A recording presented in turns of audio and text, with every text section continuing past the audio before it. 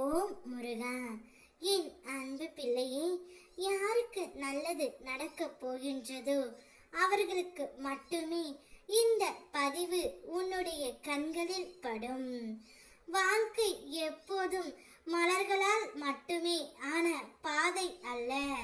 அது காயங்களையும் சோதனைகளையும் தரும். நீ நினைப்பாய், எனக்கு காயங்கள் இல்லாத வாழ்க்கை வேண்டும் என்று.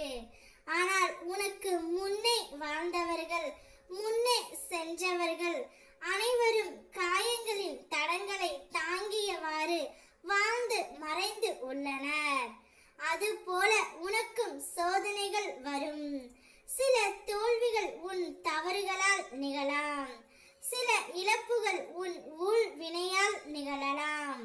ஆனால் அதற்கெல்லாம் நீ உன்னை குற்றம் சொல்ல வேண்டாம் பிள்ளையே.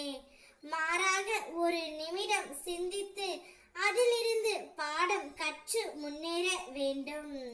நான் உன்னை காப்பேன், காக்க மாட்டேன் என்று சொல்ல வரவில்லை. உன் வாழ்க்கை என்ன என்பதை நீ ஆழமாக புரிந்து கொண்டு அந்த அனுபவங்களை உன்னுடைய வலிமையாக மாற்றிக்கொள்வதே என்னுடைய ஆசை. எதையும் மாற்றும் சக்தி என்னிடமே உள்ளது.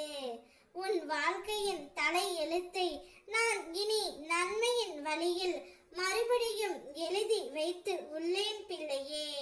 உனக்கு 16 விதமான செல்வங்களும் புகழும் அமைதியும் சந்தோஷமும் கிட்டும். நீ வாழ்க்கையை பெருமையோடு நடத்துவாய். என் வார்த்தை சத்திய வாக்கு என்பதை மட்டும் நினைவில் கொள். இனி உனக்கு நல்லது நடக்க போகின்றது. அதனால் தான் இந்த பதிவு உன்னுடைய கண்ணில் பட்டிருக்கும். உன் வாழ்க்கையில் தொடர்ந்து கஷ்டங்கள் வந்து கொண்டு இருக்கின்றன என்று நீ நினைக்கின்றாய்.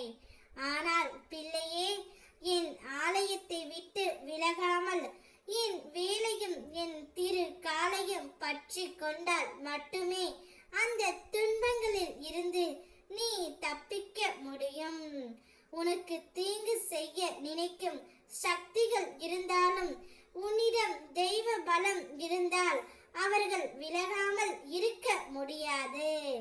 அதனால் என் ஆலயத்திற்குள் வந்து என் முன் விளக்கேற்றி வழிபட்டு கொண்டே இரு.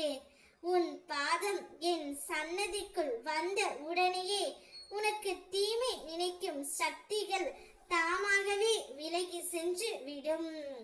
உனக்கான நல்ல வாய்ப்புகளும் சிறிய சந்தோஷங்களும் தேடி வரும்.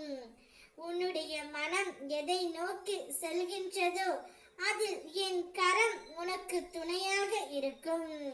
நம்பிக்கையோடும் தைரியமோடும் இரு. என் ஆசீர்வாதம் எப்போதும் உன்னுடனே இருக்கும். ஓம் முருகா.